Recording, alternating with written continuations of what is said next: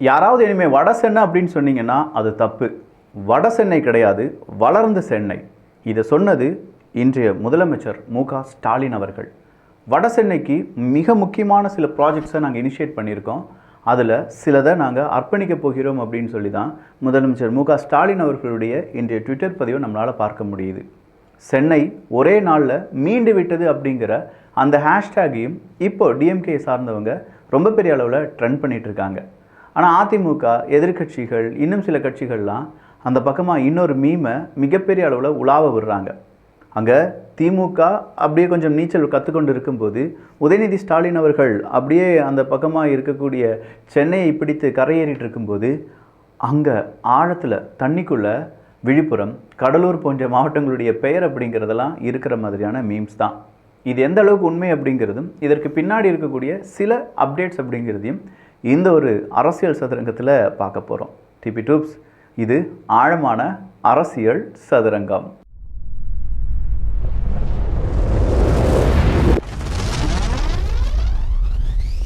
சென்னை மாநகரின் எல்லை எத்தனை தான் பறந்து விரிந்தாலும் ஒரிஜினல் சென்னை நம்ம வட சென்னை தான். அந்த வட சென்னையின் வளர்ச்சிக்கான சிறப்பு அக்கறையுடன் 6309 கோடி ரூபாய் பெரும் நிதி ஒதுக்கீட்டில் நமது திராவிடன் மாடல் அரசு அறிவித்த வடசென்னை வளர்ச்சி திட்டத்தின் 2வது கட்டத்தை இன்று தொடங்கி வைத்தேன்.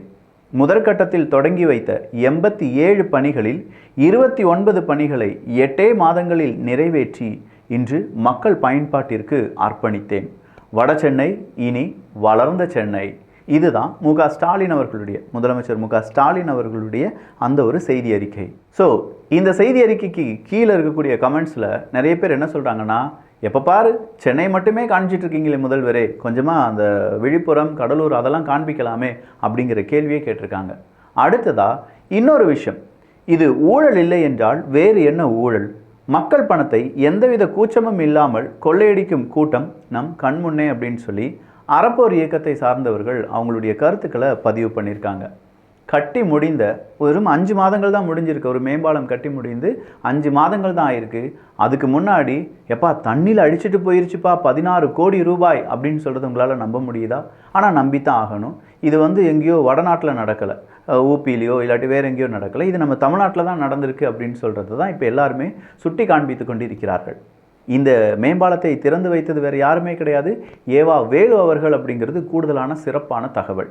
அப்போ 16 கோடி ரூபாய்க்கே மேம்பாலம் தண்ணீர் வந்ததுனால அடிச்சுட்டு போயிடுச்சுப்பா அப்படின்னு சொல்லும்போது, சார் நம்ம கன்ஸ்ட்ரக்ஷனுடைய பவர் அதுதானா சார் அப்படிங்கிற கேள்வி வருதா இல்லையா?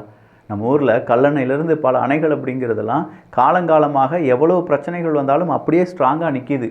அதுவும் வேண்டாம், முல்லைப்பெரியார் அணையை கூட நம்ம எடுத்துக்கலாமே, இதோ உடஞ்சிரும் அதோ உடஞ்சிரும்னு சொல்லி பூச்சாண்டி காண்பித்த அந்த அணை எல்லாமே அப்படியே இருக்கும்போது லேட்டஸ்ட்டாக கட்டின 16 கோடி ரூபாய்க்கு நம்முடைய பக்கா என்ஜினியரிங், வெளிநாடுகள்லேருந்துலாம் பலவிதமான இறக்குமதிகள் மாடல் எல்லாம் படிச்சுட்டு வந்துட்டு நம்ம ஆட்கள் செய்த 16 கோடி ரூபாய்க்கு பாலத்தை எங்கே அப்படிங்கிற கேள்விக்கு அங்கே இல்லை அப்படிங்கிறது தான் பதில். கிணத்தை காங்கலை அப்படின்னு சொன்ன மாதிரி நம்ம பாலத்தை காங்கலை அப்படின்னு சொல்ல வேண்டியதாக இருக்கும். எதனா இதை மட்டும் பேசுகிற? ஊபியில் என்ன நடந்துச்சு தெரியுமா? குஜராத்தில் அங்கே நடந்தது போய் அங்கே பேசுங்கயா, தமிழ்நாட்டில் நடந்ததானியா தமிழ்நாட்டில் பேச முடியும்? இதை கேட்டால் நமக்கும் ஒரு சாயத்தை பூசிடுவாங்க. இதை விஜய் அவர்கள் சொல்லியிருக்கார். என்ன பார், எந்த கேள்வி கேட்டாலும் காவி சாயத்தை பூச்சி அவனை ஒரு ஓரமாக உட்கார வச்சு நீங்கள் செய்கிற தப்புக்கெல்லாம் மக்களை மடைமாற்றம் செய்து கொண்டிருக்கிறீர்களே அப்படின்னு சொல்கிற ஒரு கேள்வியை விஜய் அவர்கள் கேட்டிருக்காங்க.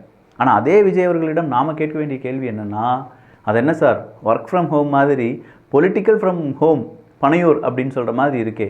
நிறைய பேர் அங்கே, ஆமாம் நீங்கள் வந்தால் கூட்டம் கூடும், மக்கள் அங்கே உங்களை பார்க்க வருவதற்காக நிறைய பேர் கூடுவாங்க. பட் சில விஷயங்கள் நீங்கள் ரொம்ப நாசுக்காக செஞ்சுருக்கீங்களே. தூத்துக்குடி போனதாக இருக்கட்டும், அனிதா அவர்களுடைய வீட்டுக்கு போனதாக இருக்கட்டும், ஒரு மாஸ்கை போட்டுட்டு யாருக்குமே தெரியாமல், ஈவன் நம்முடைய ஜல்லிக்கட்டு போராட்டமாக இருக்கட்டும், இங்கே எல்லாத்துலேயுமே உங்களுடைய ப்ரெசன்ஸ் அப்படிங்கிறது ரொம்ப மர்மமாக யாருமே தெரியாத அளவுக்கு அங்கே இருந்திருந்தது. நீங்கள் போயிட்டு வந்தீங்க. அப்படி போயிட்டு வந்து ஒரு புகைப்படத்தை வெளியில் விட்டுட்டு மறுபடியும் அவங்கள கூப்பிட்டு வந்து நீங்கள் பனையூரில் வச்சு அவங்களுக்கான உதவிகள் கொடுத்துருந்தா எந்த பிரச்சனையும் கிடையாது. ஆனால் நீங்கள் அங்கே போகவே இல்லை. கேட்டால் அங்கே கூட்டம் கூடிரும், அதனால தான் நான் உங்களை இங்கே கூப்பிட்டு வச்சு உங்களுக்கான நிவாரண உதவிகள் செய்கிறேன் அப்படின்னு சொல்லி ஒரு 250 குடும்பத்தை கூப்பிட்டு நிவாரண உதவிகள் செய்கிறீங்க. நாம் அரசியல் செய்கிறது 250 குடும்பத்துக்கு மட்டும் கிடையாது, இன்னும் பல குடும்பங்களுக்கு. எல்லாருக்கும் உங்களால் உதவி செய்ய முடியாது அப்படிங்கிறது எங்களுக்கு தெரியும். ஏன்னா நம்ம அரசாங்கம் கிடையாது பாருங்கள். அரசாங்கம் தான் எல்லாருக்கும் உதவிகளை செய்ய வேண்டும். ஆனால் ஒரு குறை என்ன அப்படின்னா, நீங்கள் ஏன் அங்கே போகலை அப்படிங்கிறது கண்டிப்பாக எல்லா கட்சிகளாலும் கேட்கப்படக்கூடிய ஒரு கேள்வியாக தான் இருக்க போகுது. உங்களுடைய கொள்கை இல்லாட்டி உங்களுடைய எண்ணம் வேண்டுமானால் நன்றாக இருக்கிறது, ஆனால் உங்களை வழி நடத்துபவர்கள் சரியாக இல்லையோ அப்படிங்கிற ஒரு கேள்வி இங்கே பலருக்கும் எழுந்திருக்கிறது. போயிருக்கலாம், பார்த்துருக்கலாம், அதனுடைய வீடியோ வெளியில் விட்டுருக்கலாம், அதன் பிறகு இந்த உதவிகளை செஞ்சுருக்கலாம். உதவிகள் செஞ்சதுலையோ அவங்கள பணியூருக்கு கூப்பிட்டு வந்ததுலையோ தவறு கிடையாது. பட் பெரிய ஒரு தவறை விஜய் அவர்கள் செய்திருக்கிறார்கள் என்பது குறிப்பிடத்தக்கது. அடுத்ததாக அண்ணாமலை அவர்களை பற்றி சீமான் அவர்கள் சொன்னது தான், எப்பா வெளிநாட்டில் ஏதோ படிச்சுட்டு வந்துட்டு இப்போ ரொம்ப பெருசாக நல்லா பேசுகிறாருப்பா, இதே மாதிரி நிறைய பேரை படிக்க அனுப்பணும் போலியே, அப்படின்னா தான் எல்லோரும் நல்லா பேசுவாங்க அப்படின்னு சொன்னதை இந்த மாதிரியான ஹெட்லைன் போட்டு நிறைய பேர் இப்போது பேச ஆரம்பிச்சிருக்காங்க.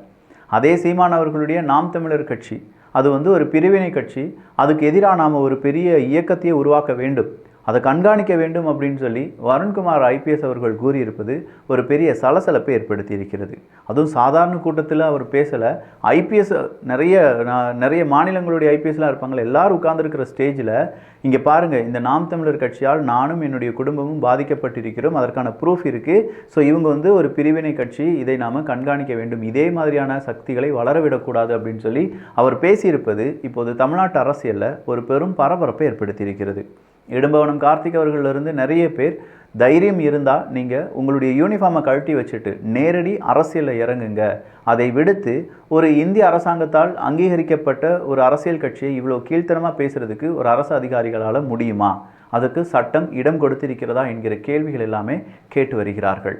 உண்மையிலேயே இப்படியெல்லாம் அரசு அதிகாரிகளால் அவங்களுடைய விமர்சனத்தை செய்ய முடியுமா அப்படிங்கிறது ஒரு பெரும் கேள்விதான். சீக்கிரமாக அதற்கான பதில் கிடைக்கும் அப்படின்னு சொல்லி நம்புவோம். இல்லவிக்கே நான் இப்போ இருக்கக்கூடிய அரசியல்வாதிகள் செய்கிறத தவறுன்னு தான் சொல்லுவேன் அப்படின்னு யாராவது சொன்னீங்கன்னா, அதுக்கு முன்னாடி முக ஸ்டாலின் அவர்கள் பேசின ஒரு வீடியோ இருக்கு, தயவு செஞ்சு பார்த்துட்டு வந்துருங்க. இன்னைக்கு இருக்கக்கூடிய 4 கட்சி குறை சொல்லி பேசுறேன்னு நினைச்சுக்காதீங்க. அமைச்சர்கள் கூட வராங்க, நிக்கிறாங்க, போட்டோக்கு போஸ்ட் கொடுக்குறாங்க, ஏதோ 2 பேருக்கு அரிசி கொடுக்குற மாதிரி கொடுத்துட்டு போஸ்ட் கொடுத்துட்டு போயிடுறாங்க. நான் ஆளும் கட்சியை குறை சொல்றேன்னு மட்டும் யாரும் நினைச்சுக்கிடாதீங்க.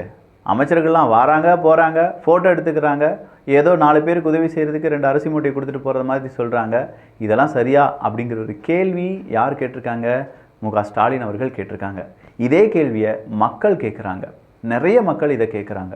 சாப்பாடு சரியில்லை, 4 நாட்கள் எங்களை பார்க்க வராத நபர்கள் இப்போ பார்க்க வாரீங்க, இது நம்ம கட்சி, இது நம்ம தான், உங்களுடன் நான் அப்படிலாம் சொன்னீங்களே, இது என்னாச்சு அப்படிங்கிற கேள்வியுடன் மக்கள் அடுக்கடுக்கான கேள்விகளை சென்னை மக்கள் இல்லை சார், விழுப்புரம் கடலூர் மாவட்டத்தை சார்ந்த பல மக்களும் கேட்டு வருகிறார்கள் என்பது குறிப்பிடத்தக்கது. ரொம்ப ஒஸ்டான ஒரு செய்தி, அதையும் நம்ம பார்த்தோம் பார்த்தீங்களா? சிவகங்கை மாவட்டம் மானாமதுரையில் உள்ள அரசு மருத்துவமனையில் டார்ச் லைட் வெளிச்சத்தில் மருத்துவர்கள் இன்றி ஊழியர்களை தலையில் தையல் போட்டு சிகிச்சை அளித்ததாக வரும் செய்தி ரொம்ப பெரிய அளவில் அதிர்ச்சியை அளிக்கிறது. இது யார் சொல்லியிருக்காங்கன்னா, எடப்பாடி பழனிசாமி அவர்கள் இந்த வீடியோவை ஷேர் பண்ணியிருக்காங்க. ஸோ இந்த வீடியோவில் நமக்கு என்ன தெரியுது? மா சுப்பிரமணியம் அவர்கள் என்ன செஞ்சிட்ருக்கார் அப்படிங்கிற ஒரு கேள்வி வருதுல்ல. இங்கே மழை வெள்ளம், மக்கள் பெரிய அளவில் துக்கத்தில் இருக்காங்க, நிறைய பேர் அழுதுட்டுருக்காங்க, நிறைய பேர் உறவுகளை மிஸ் பண்ணிட்டாங்க, நிறைய பேர் அவங்களுடைய பயிரெலாம் நாசமாயிடுச்சுன்னு சொல்லி கஷ்டப்பட்டுட்டு இருக்காங்க, சேமிப்புலாம் செதறி போயிடுச்சு, எல்லாமே போயிடுச்சுப்பா அப்படின்னு சொல்லி அழுது புரண்டு கொண்டு இருக்கும்போது உதயநிதி அவர்கள் அப்படின்னு சொல்லி அவருக்கு ஒரு விழா எடுத்து அதில் மும்முரமாக மா சுப்பிரமணியம் அவர்கள்லாம் இருந்தார்கள் என்பது குறிப்பிடத்தக்கது.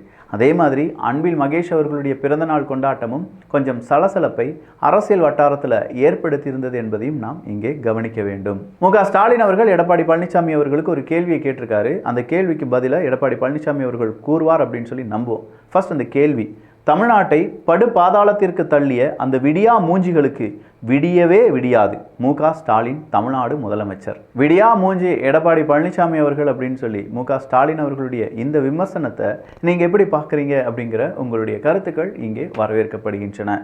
ஸோ நிறைய அரசியல் செய்திகளை பார்த்துருக்கோம், ரொம்ப ராவாக பார்த்துருக்கோம், ரொம்ப உண்மையாக பார்த்துருக்கோம். இதை உங்களுடைய பார்வையில் நீங்கள் எப்படி பார்க்குறீங்க, உங்களுடைய கருத்துக்கள் என்ன அப்படிங்கிறத கீழே கமெண்ட் பாக்ஸில் சொல்லுங்கள். நல்லதை பகிர்ந்து நல்ல சமுதாயத்தை உருவாக்குவோம். நன்றி, வணக்கம்.